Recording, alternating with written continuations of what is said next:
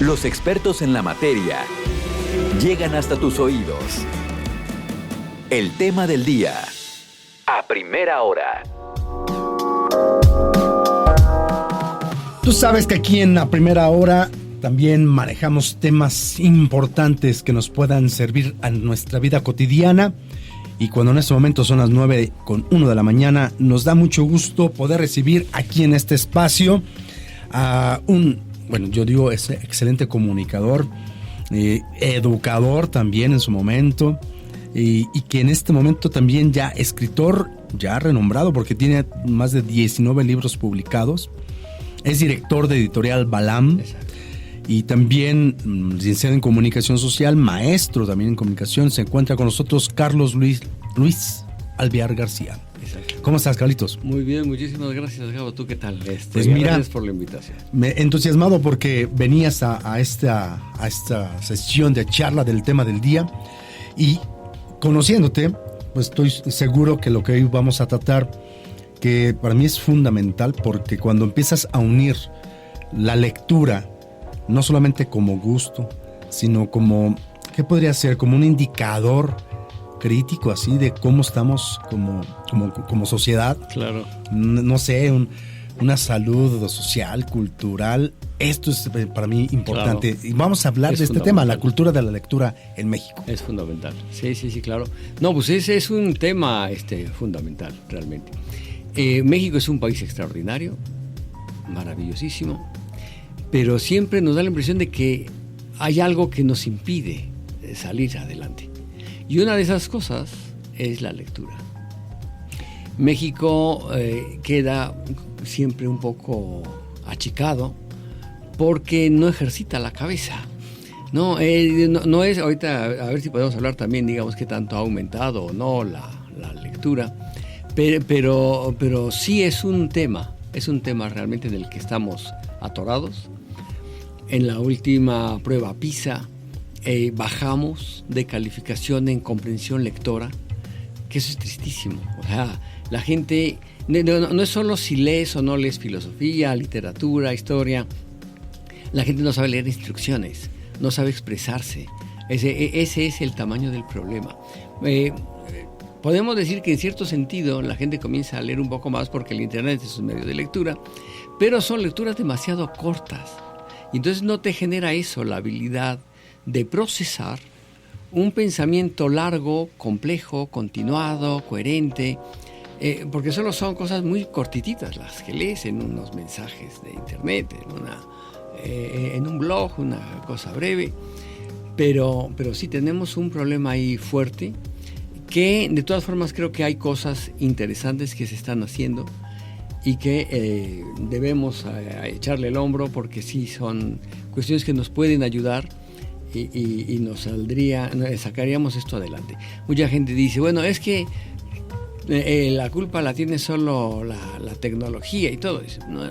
Pues países con muchísima tecnología no han dejado de leer. No ese es el problema, no es nada más la cuestión de la tecnología. En todo caso te debería de hacer leer más, pero no está sucediendo, y eso tenemos que ir viendo cómo se trabaja. Sí hay mejoras también, eso después si quieres lo platicamos, pero sí es un tema muy fuerte, muy importante, muy importante. Y es que como te escucho, yo podría imaginar que el espectro en el cual estamos finalmente insertados podría haber o podría darse la lectura desde un hábito, que lo puede ser por gusto, por necesidad, pero que cuando desde casa no hay ese fomento, finalmente la familia, la casa es el primer espacio, ¿no? El primer mundo, claro. O el segundo mundo donde uno se desarrolla. ¿Cómo tendría que ser, Carlitos, este ejercicio de procurar la lectura? Viendo a papá y mamá que leen, teniendo libros, dicen, a veces se generan bibliotecas muy bonitas, pero sí, que claro, no son usables. ¿Por dónde tendría que ser el caminito? Son muchas cosas. Una es lo que dices, el contagio. La lectura es por contagio. Eso es en una muy buena medida. Entonces, yo visito en mi labor de promoción de mis libros, hago siempre una especie de gira por el país en las principales ferias del libro. Y de repente hay papás que llevan a sus hijos, oiga, tiene algo, ¿qué está buscando? Algo para el niño. Bueno, ¿y tú? No, lo que quiero es que él lea, yo no leo. No, es que así va a ser difícil. Si él no te ve leer, va a pensar que leer es una cosa espantosa. Entonces, eso sí es importante, que haya esa labor de leer en casa. Cuando los niños son muy pequeños, eso fue una de las cosas, por ejemplo, que a mí me ayudó a leer. Mi padre nos leía, él tenía una voz muy bonita, que conservó hasta una edad muy avanzada. Y de pronto nos juntaba a todos los hijos, y nos leía alguna novela, una cosa así. Práctica que yo procuré hacer con mis hijos. Desde que eran muy chicos, no sé cuántos libros les leí, ¿no? Todavía de vez en cuando, en la merienda les leo alguna otra cosa, ¿no? Me encanta leer en voz alta. Cuando eran chicos incluso les hacía voces. Ellos de repente decían, oye, la voz del Capitán Bones del viaje de la Isla del Tesoro y la de Hagrid son la misma. Le digo, bueno, es que mi compañía de doblaje es muy pequeña, no tengo tantas voces, pero les hacía todo el asunto, y eso ayuda mucho. Sí. Eso indudablemente te va conectando con el libro, con las historias, esa experiencia con el lenguaje personal. Sí. Imagino que ya nos lo platicas desde tu papá, que lo sentaba. Entonces fue para ti como el inicio, como fueron las semillas que fueron germinando para que tú después tuvieras una profesión muy bonita como es la de ser escritor. Claro. Bueno, ahí se junta otra cosa más. La herencia. Mis dos padres eran escritores. Nuestra biblioteca no era de ninguna manera la biblioteca común de una casa particular. No solo en México, sino en muchos países. Nosotros teníamos más de 16,000 libros en casa. Entonces, sí, más que parece, veían libreros por todos lados, ¿no? Muy bien organizado, no así como biblioteca pública, pero sí estaba, librero es filosofía, ellos eran historiadores, estos otros 3 son de historia, estos es literatura universal, esto es literatura hispanoamericana, un montón de cosas, ¿no? Así, y ahí fui descubriendo yo también a muchos autores y todo. Eso fue una cuestión. Toda mi vida fue estar entre libros. ¿Y cuál fue el primer libro a ti que te marcó? El primero que tuve mío enteramente, los otros eran pues de la casa, eran míos, pero eran de la casa. El mío primero, que claro, pues fue una cuestión que me marca, es Grandes Esperanzas, de Charles Dickens. La novela, es un poco la vida completa de Pip, pero cuando inicia la novela, Pip tiene unos 10 años y más o menos tenía yo eso cuando me regalaron el libro. Entonces, claro, pues al principio me empecé a enganchar porque era otro niño. Y después, ya vas viendo toda la historia, cómo crece y demás. Es una novela maravillosa.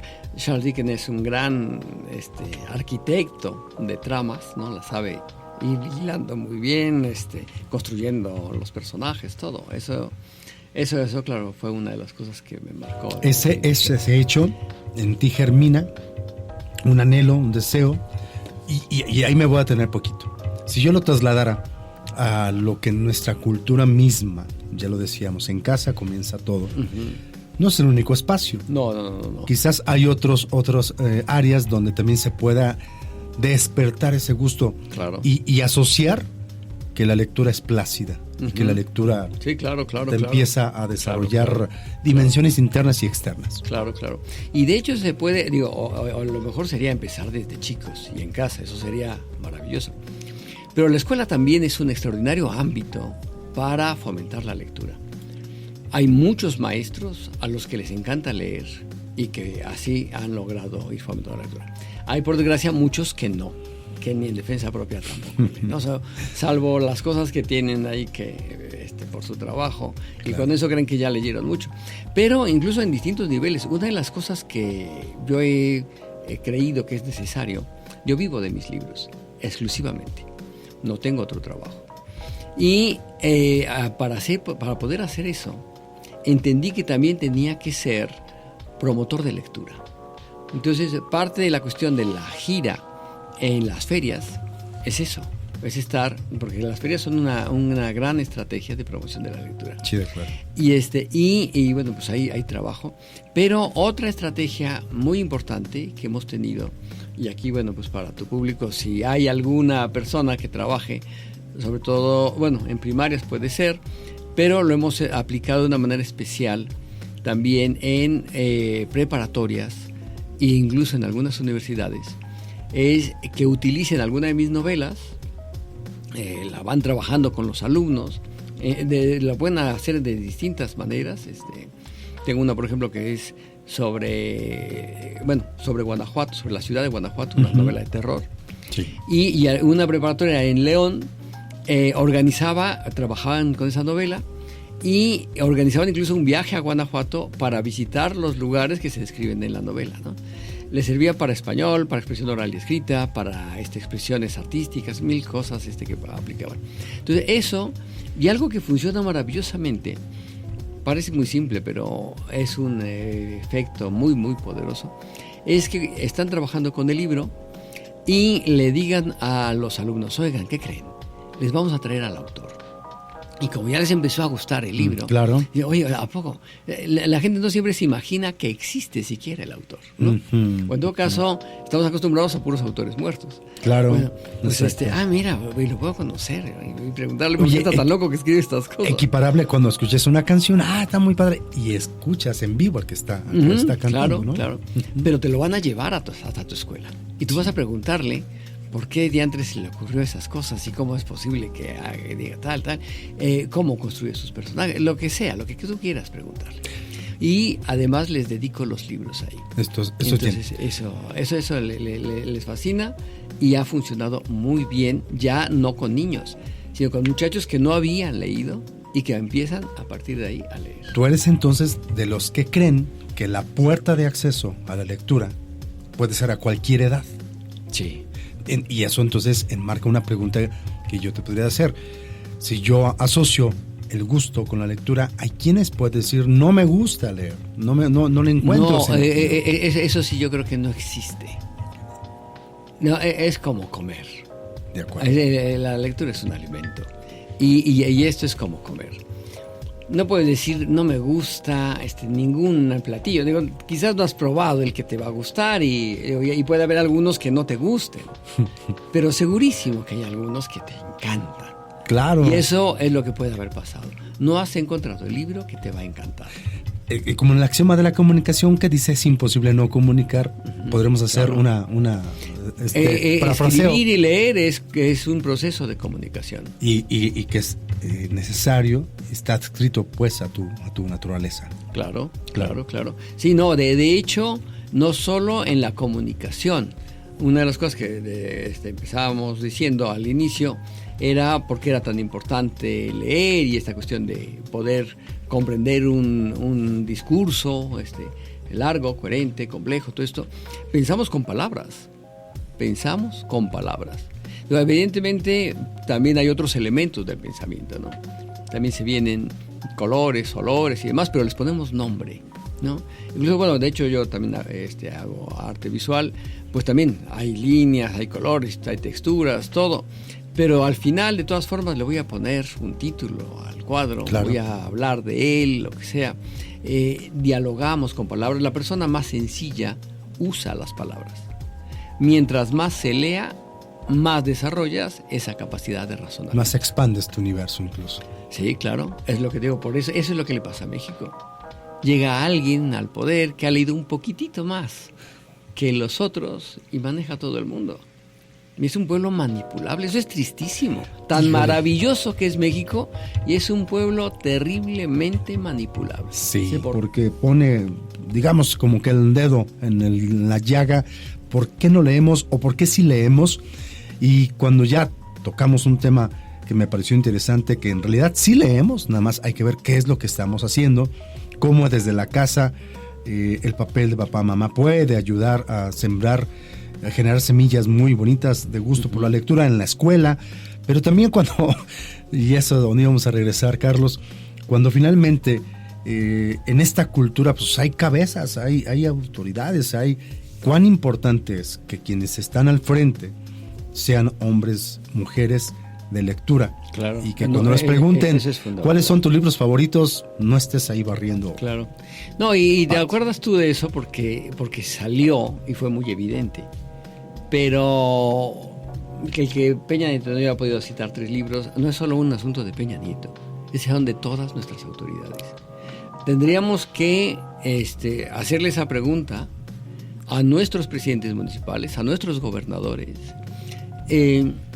Ha habido muchas personas al frente de la cultura en distintos ámbitos, digamos, como dicen en cuestiones jurídicas, en los 3 ámbitos de poder, que se dedican y dirigen la cultura de una población, de un estado, de un país, que es gente que no lee y es el encargado de cultura, no solo el presidente, el encargado de cultura no lee. Eso tendríamos que estar muy, muy atentos, porque ha sido parte de la cuestión.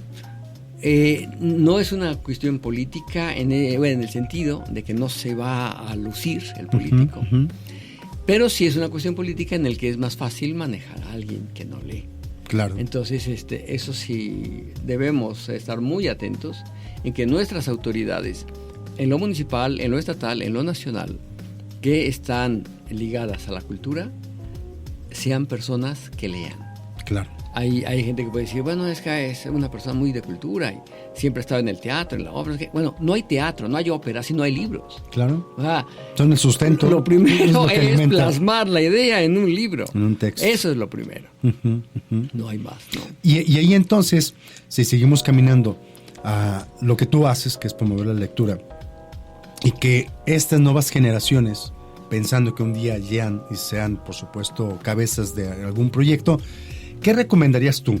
¿Qué libros podrían empezar como, comienza por aquí? Yo no he leído y quiero empezar. Exacto. Sí, incluso no solo para las grandes autoridades, para cualquier persona, para que no sea, para gozar más de la vida. De acuerdo. Quien vive y no lee, vive una vez. Quien vive y lee, vive un montón de veces. Entonces, para vivir más. Esa pregunta me la hace mucha gente y eso me da mucho gusto en las ferias. Oiga, yo no leo, pero quiero empezar. ¿Qué me recomienda? Y lo que yo recomiendo siempre es empezar con cuentos. Los cuentos no son solo para niños, eso es una idea, si alguien la tiene, es equivocadísima. Hay extraordinarios cuentos muy para adultos. Como dicen, cuentos para niños, pero dedicados a los adultos, ¿no? Sí, cuentos para adultos dedicados a los adultos también. ¿Por qué un libro de cuentos? Normalmente son delgados y tienen narraciones cortas. Parte del problema cuando te quieres hacer de un hábito nuevo es el fracaso, enfrentarte al fracaso. Con la dieta, con el ejercicio, con lo que sea. Si no hay una recompensa que tú puedas percibir, si no hay un sentido de logro, abandonas. Entonces, mucha gente dice, bueno, es que yo la verdad sí he intentado leer, pero termino botando el libro. Bueno, un libro de cuentos es delgadito y nadie te obliga a leer el libro entero. Lee un cuento, comienza con eso. Si te gusta la experiencia, lees el siguiente cuento. Tampoco tienes que leerlos en orden ni nada.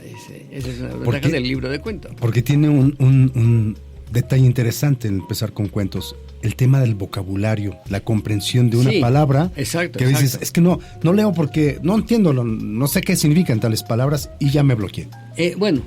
Para eso existen los diccionarios, que a mí me siguen gustando los viejitos y buscarlos por orden alfabético, pero también está el diccionario de la lengua de México, el diccionario de la Real Academia de la Lengua de España. Esos también están ahí y muy a la mano. Y eso en realidad es para cualquier persona. Puedes tener tú un extraordinario vocabulario y aún así encontrarte en un libro y decir, ay, mira, esta palabra está interesante, esta no la conocía, o yo la conocía, pero en este otro significado. Exacto. Y buscar y todo. Y empiezas a hilar, ¿verdad? Todo eso. Pero el asunto de los cuentos, te digo, es la posibilidad de concluir una historia y sentir, sí terminé algo. Terminé algo. Obviamente buscar un libro de cuentos que pueda ser afín a los gustos e intereses de la persona. Pero creo que esa es una de las mejores maneras. Si solo se lee ese cuento, bueno, pues ya solo leyó. Pero esa es una cuestión importantísima. Otra que yo recomiendo mucho, esta es una acción más que un tipo de libros, es cargar siempre el libro. Cargarlo a todas partes. La gente dice, no, es que yo no tengo tiempo. Cuando me dicen eso, digo, bueno, tú dices que yo soy un aragán. O sea, porque yo los leo y los escribo, no, ¿o qué? No, el asunto es cargar el libro. Y entonces te das cuenta que hay un montón de minutos. Ahorita, por ejemplo, antes de entrar, no fueron muchos, pero bueno, fueron 5 minutos en los que avancé 4 o 5 páginas, lo que sea. Y bueno, aquí en León hay semáforos que te dicen que te queda un alto de 1.5 minutos. Y dices, bueno, otra página rápido. ¡Pum, pum! Nosotros tenemos libros en el baño. Hay un montón de minutos que piensas que no existen porque están ahorcados, ¿no? Y bueno, ¿cuál es el minuto? Pues estoy manejando. Sí, pero ahí te dice incluso, cuando te dice el tiempo, o en el camión, si usas transporte público, en la espera, en el seguro social, en el banco. Hay muchísimos minutos. Claro. Aquí y allá. Oye, Carlitos, y en el tema justamente de ir mejorando esa cultura de la lectura, ¿en qué proyecto ahorita estás? Es decir, aparte de esta acción de promover la lectura, ¿hay un proyecto en específico, algún libro que ya estés por publicar, etcétera, en estos términos? El problema es la hiperactividad. Sí, bueno. Estoy en las ferias, la semana que viene salgo a la feria de Coyoacán, de ahí me paso a Mérida, a otra feria, y luego a Puebla, y bueno, después descansé unos días y estaré aquí en la FENAL, en León. Ese es un proyecto continuo. Escribir, obviamente, eso es fundamental. Hoy te estoy escribiendo 2 libros de género negro, los 2, uno de cuentos y una novela. Excelente. Entonces, ese es también un proyecto. Yo espero que los 2 estén listos este año. No sé si se podrán publicar los 2, pero por lo menos uno de ellos yo creo que sí estará publicado este año. Para, si hay alguno de tus lectores que me ha seguido, hay una trilogía que tengo, una trilogía de terror, Plenilunio. Y sacamos ya un tomo único en el que vienen los 3 libros. Así lo vamos a presentar, de hecho, en la FENAL. Y para si alguien quiere leer la novela completa, es esta. Y hay un proyecto muy, muy padre en el que estoy trabajando ahorita, que yo espero que después la gente me busque ahí en las redes y demás. Tiene que ver con aprender a leer y a escribir. Esta lectura se presenta necesaria promoverla en todos los ámbitos posibles, sobre todo porque mira, cuando escuchamos al maestro Carlos, pues se puede notar que cuando alguien lee, incluso en su expresión, en el bagaje de ideas, en la forma como tú puedas atender una situación, siempre hay una palabra que pueda ayudar a desarrollar y resolver problemas. Claro. Sí, no, es muy, muy importante la lectura, como dices, porque sí te abre horizontes, sí te hace ver las cosas de manera diferente. Y en ese sentido también hay que leer de todo, ¿no? Sí, obviamente uno, como en la comida, pues tendrá sus platillos favoritos, pero sí hay que leer de todo. No cualquier cosa que llegue a tus manos. Eso también digo, hay mucha gente que dice, sí, lee lo que sea, ¿no? Sí y no. El asunto es que un muy buen lector, a lo largo de toda su vida, tampoco tiene tantos libros que va a leer. O sea, no puedes leer tantos, sobre todo disfrutándolo, ¿no? Claro, hay estos métodos que lea la Biblia en 25 minutos. En 15, exacto, ¿no? Entonces, una vez en una feria de libros, precisamente con un amigo que trabaja aquí en Cultura, Raúl Bravo, llegó alguien ahí a promover, ¿no? Oye, no, pues un supercurso de lea así y todo. Y él le contestó una cosa maravillosa: no me gusta la comida rápida. ¡Ah, caramba! La comida express. Claro, ese sí, es que hay libros que te tienes que estar deteniendo. Incluso hay libros, por ejemplo, que yo normalmente, como soy también disperso, procuro leer un libro a la vez. Pero en ocasiones sí leo, digamos, una cosa ligera, alguna novela, incluso breve, mientras leo además alguno de filosofía o de historia. Porque aparte en ese, segurísimo, y luego son más gordos, exacto, me voy a detener voy a volver a leer, voy a hacer apuntes, voy a buscar otros libros.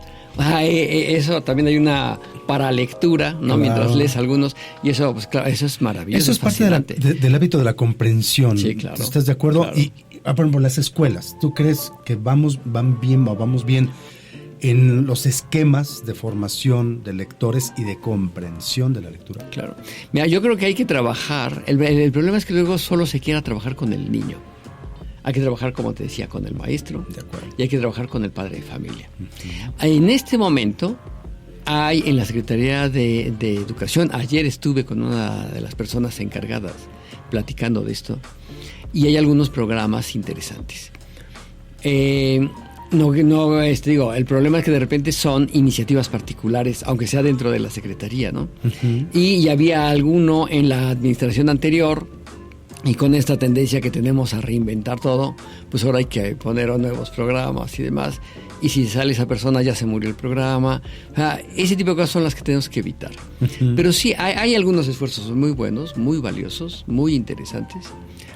Pero nos sigue faltando mucho. Como te decía, en la última prueba PISA, caminamos hacia atrás en todos los renglones.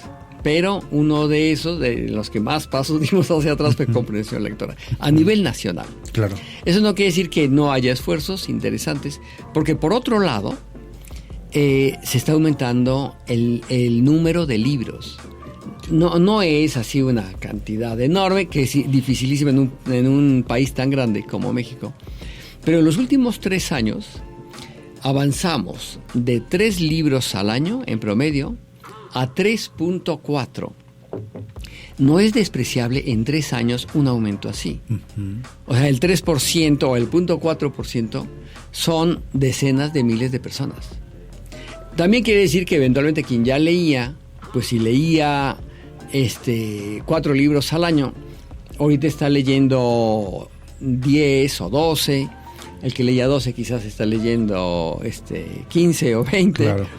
Porque mucha gente que lee es la que aumenta esas estadísticas, pero no, esas personas son tan pocas que solo ellas no serían suficientes para aumentar un 0.4. Claro. Sí hay nuevos lectores, y eso es algo que es muy bueno. Yo creo que una de las cosas importantes ha sido que hay algunos programas en ciertos estados que están fomentando mejor la lectura. Aquí te digo, hay gente importante ahí en la Secretaría, que ayer hablé con una de ellas, que está trabajando bien en esto de la promoción de la lectura. Y también la cuestión de lo de las ferias, eso es muy importante. Las ferias no son una estrategia necesariamente gubernamental. Uh-huh. La más grande, la de Guadalajara, es de la universidad, uh-huh. ¿no? Digo, que aunque sea la universidad oficial, pues es una iniciativa muy particular, no es de todas las universidades oficiales, no es esa. En muchos lados, yo voy a muchas ferias en las que hay una colaboración entre el gobierno, a veces no es estatal, sino a veces es municipal, con la CANIEM, la Cámara Nacional de la Industria Editorial, que es particular. Uh-huh. En algunas otras ferias el esfuerzo es también en ocasiones alguna autoridad, porque por lo menos la complicidad se necesita para que presten la plaza pública, para que presten alguna cosa, faciliten cuestiones ahí. Pero suele haber mucha participación de iniciativa privada. Hay algunas que se empezaron a hacer con el Fondo de Cultura.